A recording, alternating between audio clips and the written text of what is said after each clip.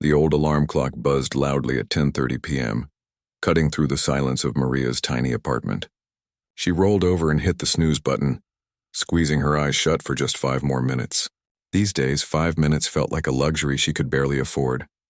Maria Rodriguez had been working the night shift at City General Hospital for 3 years now, and the routine never got easier.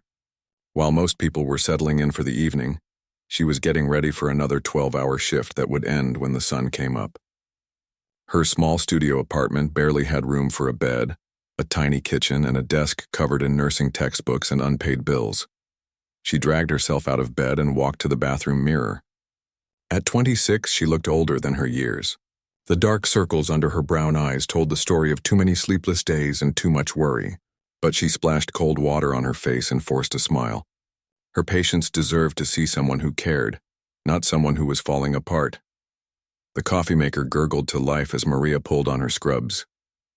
The light blue uniform was faded and had been washed so many times it felt soft as pajamas. She couldn't afford new ones, but at least these were clean and comfortable. As the coffee brewed, she checked her phone for messages from her mother. "Mija, the doctor says I need another treatment next week. Don't worry about the money. I'll figure something out." Maria's heart sank. Her mother always said not to worry about money, but who else was going to pay for it? Her father had left when she was 12, and her older brother lived across the country with his own family to support. It was just the two of them, and her mother's diabetes had been getting worse each year. She quickly typed back, "Don't worry, Mama. I'll handle it. Just focus on getting better. I love you." But as she hit send, Maria had no idea how she would handle it. Her paycheck from the hospital barely covered her own expenses, and she was already sending half of what she earned to help with her mother's medical bills. She had applied for extra shifts, but the hospital budget was tight. Everyone was struggling. The drive to City General took 20 minutes through empty streets. Maria's old car made strange noises and burned oil, but it got her to work. She couldn't afford to fix it, so she just hoped it would keep running for a few more months. The hospital parking garage was mostly empty at this hour, with only a few cars belonging to the night shift workers. Inside the hospital, the fluorescent lights hummed overhead, casting everything in a harsh white glow. The day shift nurses were finishing their reports, eager to get home to their families. Maria grabbed her assignment sheet from the charge nurse and reviewed her patients for the night. "Rodriguez, you've got the long-term care ward again," said Nancy, the charge nurse. "Most of them are stable, but keep an eye on the gentleman in room 314. He's been with us for 8 months now. Car accident victim, still in a coma. No family has shown up to claim him." Maria nodded and headed to the elevator. The long-term care ward was quieter than the main hospital floors. Here, patients stayed for weeks or months, recovering from serious injuries or dealing with conditions that required extended care. Some would eventually go home. Others would never leave. Room 314 was at the end of the hall. Maria pushed open the door and stepped inside. The room was dimly lit, with only the glow from the monitors casting shadows on the walls. In the bed lay a man who appeared to be in his early 50s. His hair was dark with streaks of gray, and his face was peaceful but pale. According to his chart, he had been unconscious since a terrible car accident 8 months ago. The hospital had given him the name John Doe, since no one had come forward to identify him. He had been found with no wallet, no identification, and no one had reported him missing. It was like he had appeared out of nowhere. The strange thing was, someone had been paying his medical bills through a charitable foundation, but even the hospital administrators didn't know who was behind it. Maria checked his vital signs and made notes in his chart. His breathing was steady, his heart rate normal. The doctors had said there was brain activity, which meant he might wake up someday. But 8 months was a long time to be unconscious. Some patients never came back from injuries like his. As she prepared to leave the room, something made her pause. Maybe it was the way the moonlight fell across his face, or maybe it was just the loneliness of the late hour. But Maria felt drawn to stay a moment longer. She pulled the chair closer to his bed and sat down. "Hello," she said softly. "I'm Maria. I'll be taking care of you tonight." She felt a little silly talking to someone who couldn't hear her, but the nurses had been taught that coma patients sometimes could sense things around them. Besides, the room felt so quiet and empty. Her voice seemed to make it feel less lonely. "The doctors say you might be able to hear me even though you can't respond." "I hope that's true. Nobody should have to be alone in a place like this." Maria looked around the room. Unlike other patients, John Doe had no flowers, no cards, no personal belongings. The walls were bare except for a generic landscape painting that the hospital had hung in every room. It made her sad to think that someone could be so alone in the world. "I know what it's like to feel alone sometimes," she continued. "My mom is sick, and some days I don't know how we're going to make it through. But we keep trying, you know? That's all we can do." The monitor continued its steady beeping. John Doe's face remained peaceful and still. Maria knew she should move on to her other patients, but something about this man touched her heart. Maybe it was because he reminded her of her own father, who had also been alone when he died. Or maybe it was just her nature to care for people who had no one else. Before she left the room, Maria did something she had never done before with a patient. She began to hum a soft melody, an old song her grandmother used to sing to her when she was little. The tune filled the quiet room, mixing with the sound of the machines that were keeping John Doe alive. "Sweet dreams," she whispered as she turned off the overhead light, leaving only the gentle glow from the monitors. As Maria walked down the hallway to check on her other patients, she didn't know that this was the beginning of something that would change both their lives forever. In room 314, the monitors showed a small but noticeable change in John Doe's brain activity. Deep in his unconscious mind, he had heard every word she said, and the sound of her voice had reached a part of him that had been silent for 8 long months. The night shift was just beginning, and Maria had no idea that her simple act of kindness had started something extraordinary. 3 weeks had passed since Maria first hummed that gentle melody to the man in room 314. What started as a moment of spontaneous kindness had somehow turned into the most important part of her night shift routine. Every evening, after checking on her other patients, she would save John Doe for last. The other nurses had begun to notice. "Rodriguez, you're spending an awful lot of time in 314, said Janet, one of the senior nurses, as they passed in the hallway. "That patient isn't going anywhere. You've got 7 other people who actually need your attention." Maria felt her cheeks flush. "I'm just making sure he's comfortable. All my other patients are taken care of." Janet shook her head. "Honey, I've been doing this for 20 years. Trust me, talking to coma patients is just talking to yourself. You're wasting your energy." But Maria couldn't stop. Something about John Doe pulled at her heart in a way she couldn't explain. Maybe it was the complete loneliness of his situation, or maybe it was the peaceful expression on his face that made her believe he was still fighting somewhere deep inside. Whatever it was, she found herself looking forward to those quiet moments in room 314. Tonight was no different. She finished giving medications to Mrs. Chen in room 308, helped Mr. Thompson get comfortable in 312, and then walked down the dimly lit hallway to the room at the end. She pushed open the door and was greeted by the familiar sounds of the heart monitor and ventilator. "Good evening," she said softly, pulling the worn chair close to his bedside. "How are we doing tonight?" The question felt natural now, even though she knew there would be no answer. Over the past weeks, she had started talking to him like an old friend. At first, she had felt awkward speaking to someone who couldn't respond, but gradually it became easier. In fact, it had become a relief. "You know what happened today?" Maria said, settling into the chair. "My car started making this terrible grinding noise on the way to work. I think it might be the brakes, but I can't afford to fix them right now. I'm just praying they last until I can save up enough money." She looked at his peaceful face in the soft glow of the monitor lights. His features were strong but gentle, with smile lines around his eyes that made her wonder what he had been like when he was awake. Did he laugh easily? Was he the kind of person who helped others, or was he all business? She had created an entire life story for him in her mind over the past weeks. "I keep wondering about your family," she continued. "You must have people somewhere who are missing you. Maybe they're looking for you right now, putting up missing person posters and calling hospitals. It breaks my heart to think they don't know where you are."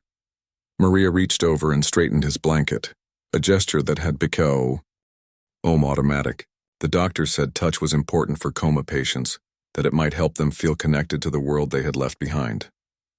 "My mom called today," she said, her voice growing quieter. She tried to sound cheerful, but I could hear the worry in her voice. "The doctor wants to start her on a new medication, but our insurance won't cover it. It costs $800 a month." $800! Can you believe that?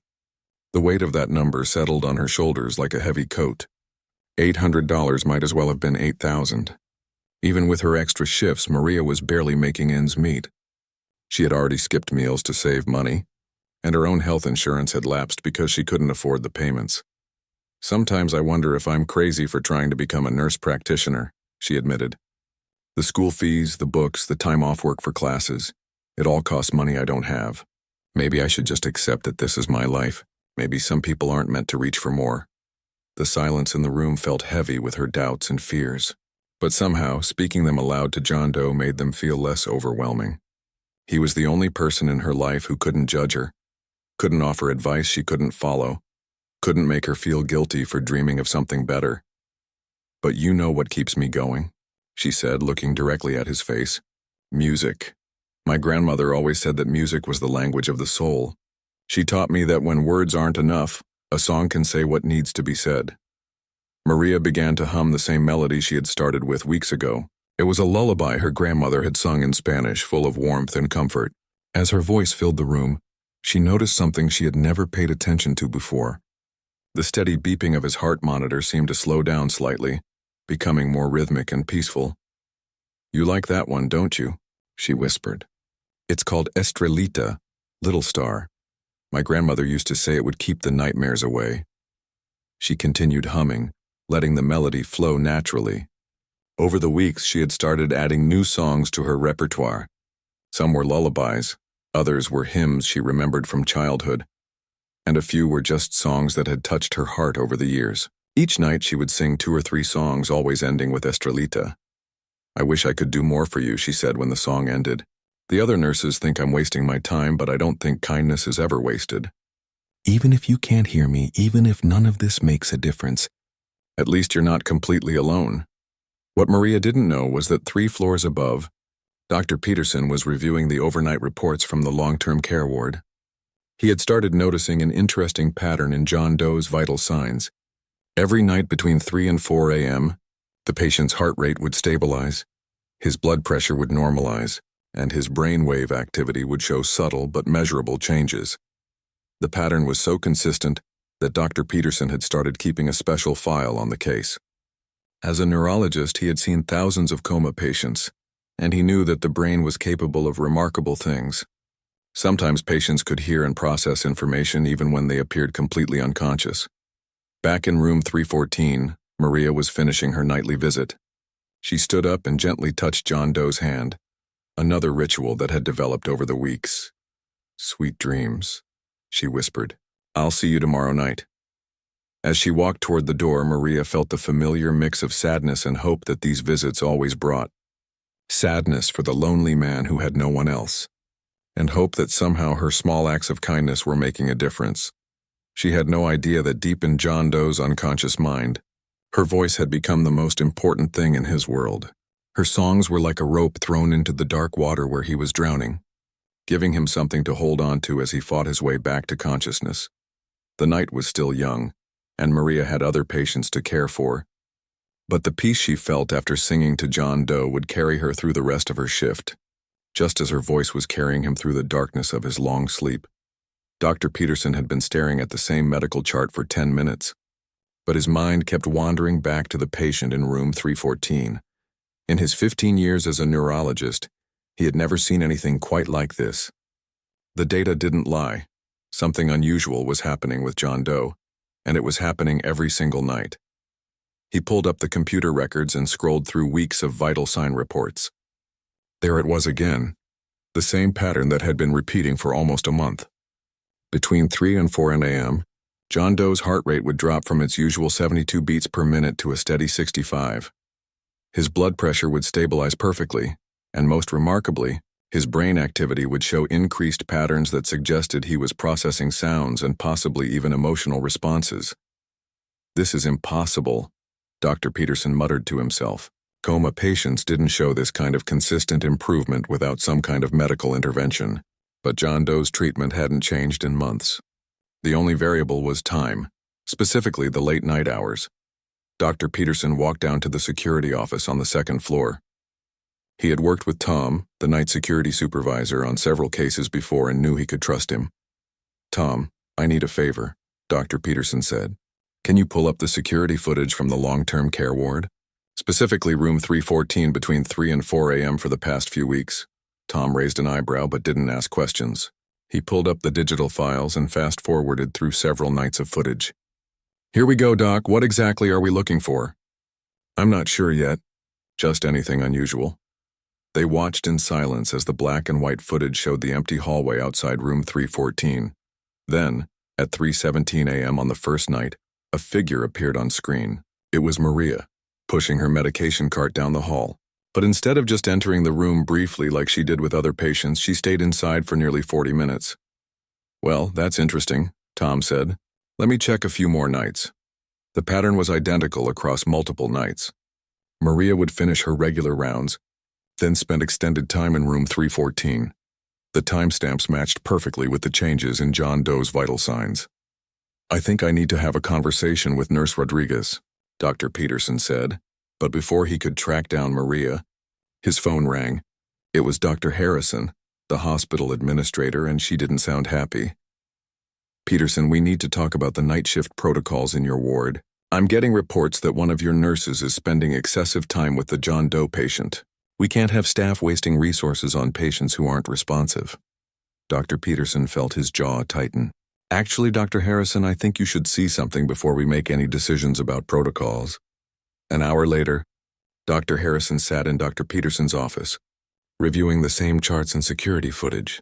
Her expression shifted from annoyance to curiosity as she absorbed the information. "You're telling me this nurse's visits are somehow connected to the patient's improved vital signs?" she asked. "The correlation is undeniable," Dr. Peterson replied.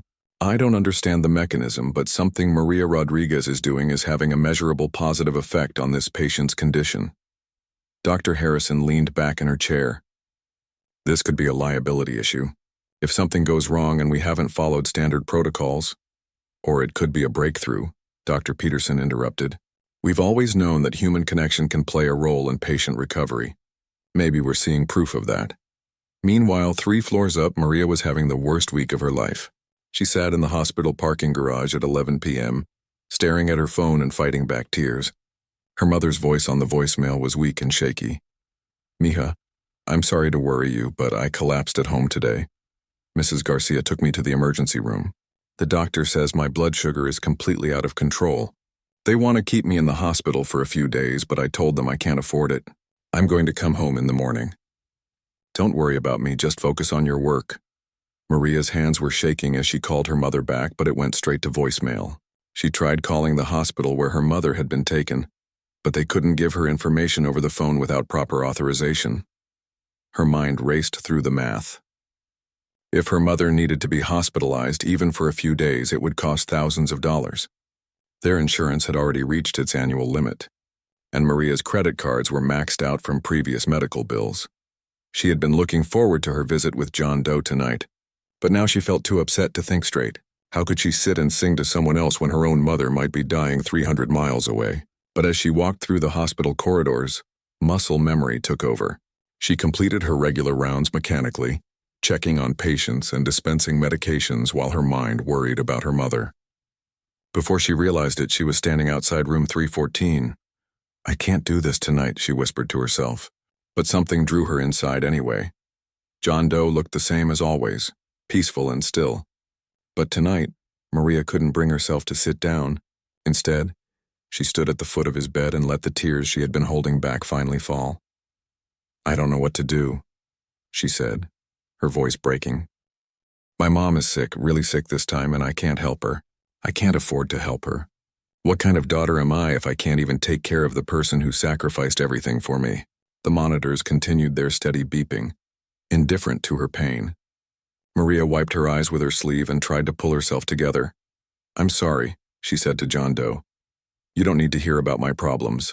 You've got your own battles to fight." But as she started to leave, something made her turn back. Maybe it was habit, or maybe it was the desperate need for some kind of normalcy in her chaotic world. She sat down in the familiar chair and began to hum Estrelita, though her voice wavered with emotion. What Maria didn't know was that 50 miles away, a private investigator named Robert Chen was finally making progress on a case that had puzzled him for months. He had been hired by a major corporation to find their missing CEO, who had disappeared after leaving a business meeting 8 months ago. The executive's car had been found wrecked on a remote highway, but there had been no sign of the driver. Police had assumed he was dead, but the family refused to give up hope. They had hired Chen to investigate every hospital within a 200-mile radius. Chen had been methodically calling hospitals and cross-referencing John Doe patients with his client's description.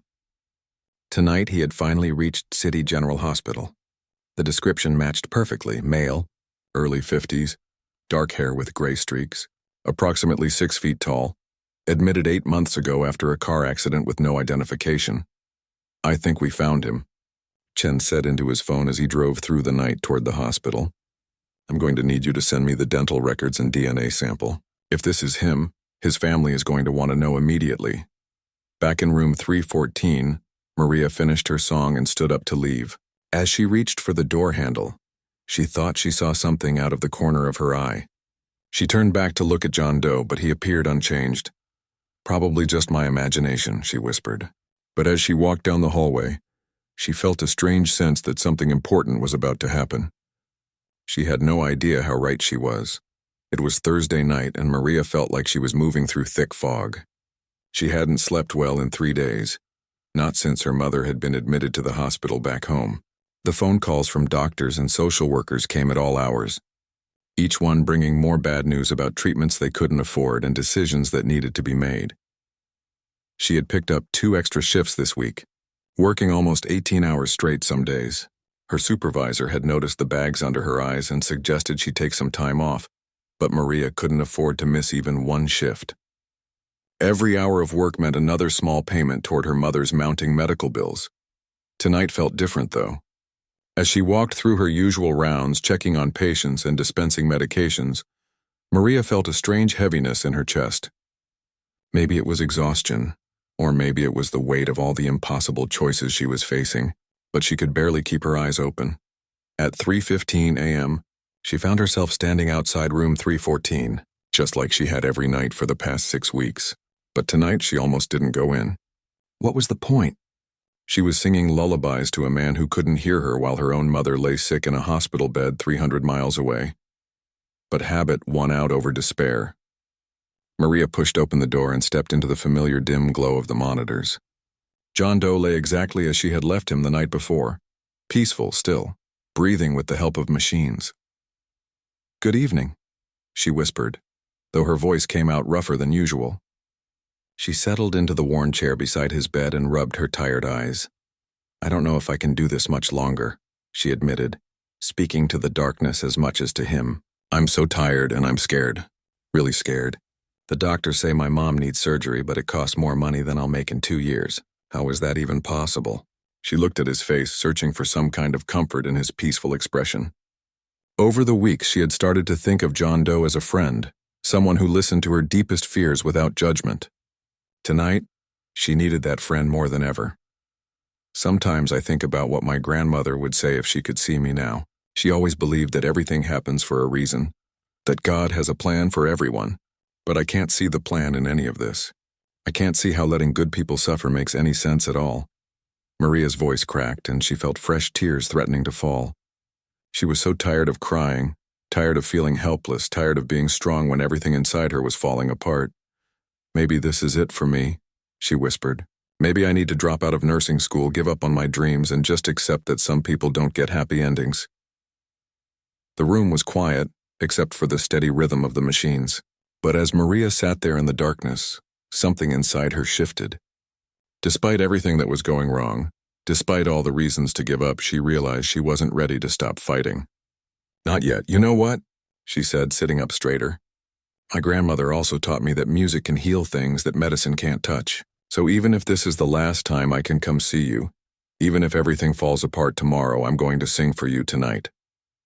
She cleared her throat and began humming the familiar melody of Estrellita. Her voice was shakier than usual, worn thin by exhaustion and worry, but the song filled the room with gentle warmth. As she hummed, Maria felt some of the tension in her shoulders begin to ease. When she finished the lullaby, she started another song, one she hadn't sung to him before. It was an old hymn her mother used to sing while doing housework, something about finding strength in difficult times. Maria's voice grew stronger as she sang, the familiar words bringing back memories of Sunday mornings and her mother's unwavering faith. As she reached the final verse, something made her stop, mid-sentence. She couldn't explain what it was. Maybe a change in the sound of his breathing, or a slight shift in the way the light fell across his face. But suddenly, Maria felt like she wasn't alone in the room anymore. She looked directly at John Doe's face and gasped. His eyes were open. Not just open, they were looking at her. Really looking with awareness and intelligence that hadn't been there moments before. Maria's heart started racing so fast she thought it might stop altogether. "Oh my God," she whispered. "Can you hear me?" John Doe's lips moved slightly as if he was trying to speak. Maria leaned closer, her hands shaking as she reached for the call button to summon help. "That was beautiful," he said, his voice barely audible but unmistakably clear. Maria started crying. Not tears of sadness this time, but tears of pure joy and amazement. "You're awake. You're really awake. I can't believe it." John Doe tried to sit up, but Maria gently placed her hand on his shoulder. "Don't move too fast. You've been unconscious for 8 months. I need to get the doctor." But before she could press the call button, John Doe spoke again. "Wait, please, I remember your voice. You've been singing to me. You remember?" Maria's voice was full of wonder. "Pieces of it. Like dreams, but real. The songs, your voice telling me stories. You talked about your mother, about school. I heard you." Maria felt like her world had just turned upside down in the most wonderful way possible. All those nights when the other nurses told her she was wasting her time. All those moments when she wondered if anyone could hear her. He had been listening all along. "I have to get Dr. Peterson," she said, reaching for the call button. Within minutes, the room filled with medical staff. Dr. Peterson arrived first, followed by 2 nurses and a resident Maria didn't recognize. Everyone was talking at once, checking monitors, shining lights in John Doe's eyes, asking him questions about his name and the date. "This is remarkable," Dr. Peterson said, reviewing the readouts from the machines. "Mr. Doe, do you remember what happened to you?" John Doe's eyes found Maria in the crowd of medical staff. "I remember the accident. I was driving home from a business meeting. There was another car, came out of nowhere. After that, everything is fuzzy until her voice." Dr. Peterson looked at Maria with newfound respect. "Nurse Rodriguez, I think you may have played a significant role in this patient's recovery. We'll need to document everything about your interactions with him." As the medical team continued their examinations, Maria stepped back toward the door. She felt overwhelmed by the miracle she had just witnessed, but also confused about what it meant for John Doe's future, and her own. That's when Dr. Peterson's phone rang. "Dr. Peterson here." "Yes, I see. You're in the lobby now? This is quite a coincidence." "Yes, please come up to room 314.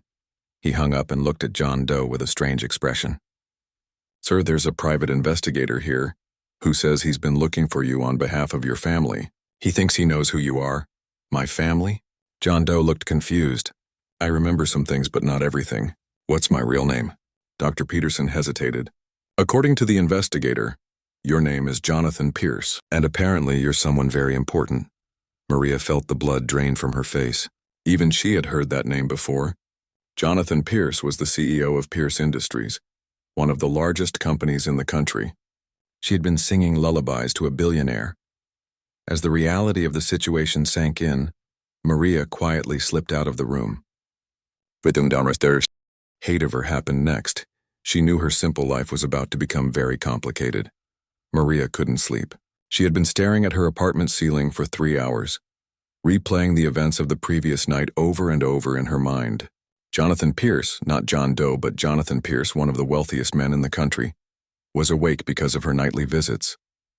The idea seemed too incredible to believe. She had left the hospital in a daze after his family arrived. Within an hour of the private investigator's phone call, room 314 had filled with people Maria had only seen on television and in business magazines. Jonathan's wife, elegant and tearful, had rushed to his bedside. His 2 adult children, a son and daughter, had flown in from different cities. There were lawyers, executives, and even a security team. Maria had felt completely out of place among all those important people. She was just a night shift nurse who earned barely enough to pay rent. What business did she have in the room with billionaires and power brokers? But as she tried to process everything, her phone rang. It was Dr. Peterson. "Maria, I need you to come in today even though it's your day off. Mr. Pierce has been asking for you specifically. He won't discuss his treatment plan until he speaks with you." 2 hours later, Maria walked nervously through the hospital corridors that felt different in daylight. She had always worked nights, so seeing the bustle of day shift activity felt strange and unfamiliar. When she reached room 314, she found it transformed. The room was filled with flowers, cards, and expensive-looking gift baskets. A private nurse sat beside Jonathan's bed, monitoring equipment that looked more advanced than anything Maria had seen before. Jonathan's face lit up when he saw her enter. "Maria, please come sit down." She approached hesitantly, still wearing her faded jeans and an old sweater, not exactly the kind of outfit she would have chosen to meet a billionaire. "Mr. Pierce, I'm so glad you're feeling better. Your family must be so relieved. Please, call me Jonathan." "And yes, they are. But I told them that none of this would have been possible without you." He gestured to the chair beside his bed, the same worn chair where she had spent so many nights singing to him. Maria sat down, feeling awkward and uncertain. "I just did my job." Any nurse would have done the same thing. Jonathan shook his head firmly. "No, that's not true. I've been in business long enough to know that most people do exactly what's required of them, and nothing more. What you did went far beyond your job description." He looked directly into her eyes, and Maria saw genuine emotion there. "The doctors tell me I was unconscious for 8 months, but I wasn't completely gone. Deep inside, I could hear pieces of the world around me, and your voice, your songs, they were like a lifeline pulling me back." Maria felt tears starting to form. "I had no idea you could hear me. I just felt so sad that you were all alone." "That's exactly what I mean," Jonathan said. "You saw someone who needed kindness, and you gave it freely, expecting nothing in return. Do you know how rare that is in my world?" Over the next hour, Jonathan asked Maria about her life. At first, she was reluctant to share personal details with someone so important, but his genuine interest gradually put her at ease. She told him about her mother's illness, her financial struggles, and her dream of becoming a nurse practitioner. When she mentioned the cost of her mother's surgery, Jonathan's expression grew serious. "How much does she need?" "It's not your concern," Maria said quickly. "I shouldn't have mentioned it. Maria, for 8 months you made my concerns your own. You sat with me when I was alone, sang to me when I was lost in darkness. Please let me return that kindness." She shook her head. "I can't accept charity. It wouldn't feel right." Jonathan was quiet for a moment, then smiled. "What if it wasn't charity? What if it was a job offer?" Maria looked confused. "I don't understand." "I've been thinking about this all morning," Jonathan said, his voice growing stronger with enthusiasm. "My company has been wanting to create a new program focused on innovative patient care. Your approach, combining traditional nursing with music therapy and emotional support, it's exactly what the medical world needs." He leaned forward in his bed. "I want to fund a pilot program at children's hospitals. Music therapy, emotional support, creating healing environments that treat the whole person, not just the illness. And I want you to run it." Maria's heart was racing. "But I'm not even qualified. I'm just a nurse who sings lullabies." "You're exactly what's qualified," Jonathan insisted. "You have something that can't be taught in any school. You understand that healing involves more than medicine. We'll provide all the training and education you need, full salary while you complete your nurse practitioner program, plus resources to develop this new approach to patient care." The offer was so overwhelming that Maria couldn't speak for several minutes. It felt like someone had just offered to solve every problem in her life at once. "Why?" she finally whispered. "Why would you do this for someone you barely know?" Jonathan's eyes grew soft. "Because for 8 months you treated a stranger with more compassion than some people show their own family. Because you proved that small acts of kindness can have enormous power. And because I want to make sure other patients get the same healing you gave me." He paused, then continued. "But mostly because I believe you were put in my life for a reason. Maybe my accident happened so that we would find each other, so that your gift for healing could reach more people." Maria thought about her grandmother's belief that everything happens for a purpose. Maybe she had been right all along. "There's one condition," Jonathan added. "Your mother's surgery gets paid for immediately before you even start the job. I can't have my new program director distracted by family medical bills." This time Maria couldn't hold back her tears. 3 days ago, she had been ready to give up on her dreams, convinced that some people weren't meant for happy endings. Now the man she had sung to sleep was offering her a chance to help heal others on a scale she had never imagined. 6 months later, Maria stood in the bright, cheerful pediatric wing of Children's Memorial Hospital, watching her team of music therapists work with young patients. The walls were painted with murals of stars and musical notes, and gentle melodies drifted through corridors that had once felt cold and clinical. Her mother, fully recovered from her surgery, had moved to the city to be closer to Maria and often volunteered in the program. "Your grandmother would be so proud," she told Maria one day as they watched a young music therapist singing to a child before surgery. Jonathan, fully recovered and back to running his company, visited the program regularly. The friendship that had begun in room 314 had grown into a partnership that was changing how hospitals thought about patient care. "You know what the best part is?" Jonathan told Maria during one of his visits. "We've proven that kindness is contagious. Every patient who experiences this program takes that compassion with them and shares it with others." Maria smiled, thinking about all the nights she had wondered whether her small acts of kindness made any difference. Now she knew that sometimes the most powerful thing you can do is simply show up for someone who has no one else, and sing them through the darkness until they find their way back to the light.